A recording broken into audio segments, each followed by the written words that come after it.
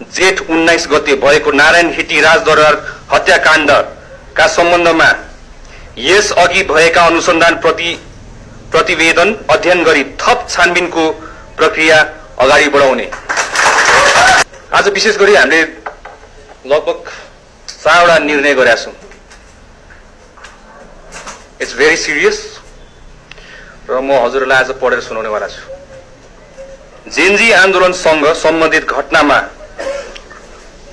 फौजदारी अभियोजन भएका मुद्दा फिर्ता गर्न सकिने नसकिने सम्बन्धमा छानबिन गरी सिफारिस सहितको प्रतिवेदन पेश गर्न विशेष कार्यदल गठन गर्ने पहिलो। दोस्रो,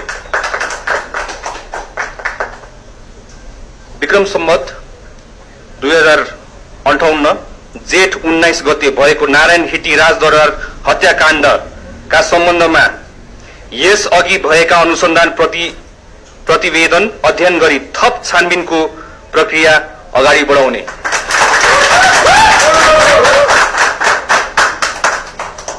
गृह मन्त्रालय र सुरक्षा निकायबाट संवेदनशील सूचना चुहावटको घटना हुन नदिन सूक्ष्म निगरानी गरी कारबाही गर्न सुरक्षा निकायमा sensitive information vigilance team SIVT गठन गर्ने।